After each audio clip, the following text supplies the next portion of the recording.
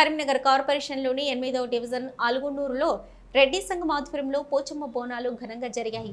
మహిళలందరూ రోజంతా ఉపవాస దీక్షతో నెత్తిన బోనం ఎత్తుకొని డప్పు చప్పులతో శివసత్తుల పూనకాలతో ఊరేగింపుగా ఆలయం వద్దకు చేరుకున్నారు. ఆలయం చుట్టూ ప్రదక్షిణాలు చేసి అమ్మవారికి నైవేద్యం సమర్పించి మొక్కులు తీర్చుకున్నారు.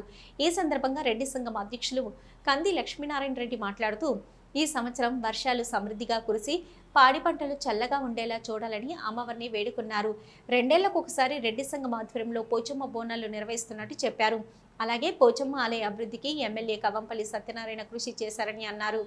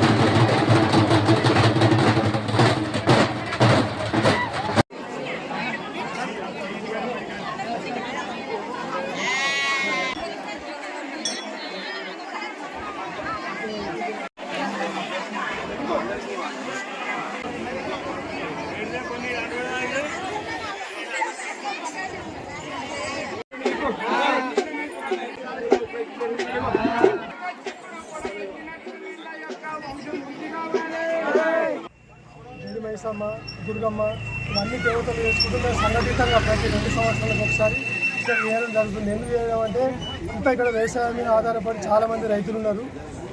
ముఖ్యంగా అల్లూరు గ్రామస్తులందరూ సామరస్యంగా కలుపుకోలుగా ఉండాలి, ఆ పశువులందరినీ కాపాడాలి, వర్షాలు పడాలి, పంటలు బాగా పండాలి అనేది ఆ ఉద్దేశంలో ప్రతి సంఘం చేస్తాం. కాకపోతే మేము రెడ్డి సంఘం అయితే ప్రతి 2 సంవత్సరాలకు ఒకసారి చేస్తాం, ఘనంగా నిర్వహిస్తాం. ఇంకొకటి ఏంటంటే ఈసారి ఎల్లినోన ఉంది, వర్షాలు పడే అనేది ఒకటి ఉన్నది మాకు. అది మేమందరం రైతులందరం ముగ్గుమ్మడి అందరం పశువుతలకి మంచిగా మొక్కుకొని ఎల్లినోన ఉన్నా కూడా అల్లూరు గ్రామంలో వర్షాలు కురిసి పంటలు సమృద్ధిగా వండి పిల్ల పాపలు అందరూ మంచిగా ఉండాలి, ఆరోగ్యంగా ఉండాలి అని చెప్పి ప్రతి 2 సంవత్సరాలకు ఒకసారి చేస్తాను. మా సంఘం తరఫున ఎంత ఘనంగా అంటే ఇక 250 మంది కుటుంబ సభ్యులు ఉన్నారు. అందరం కలిసి ఏకతాటిపై వచ్చి పోచమ్మలు చేయాలని నిర్ణయించుకొని అందరు సుఖ సంతోషాలు ఉండాలని చేస్తున్నాం. పోలు వేయించుకోవడం జరిగింది. మా ఎమ్మెల్యే గారు పోలు కూడా వేయించారు. కమిషనర్ గారు రోడ్డు మట్టి పోయించారు.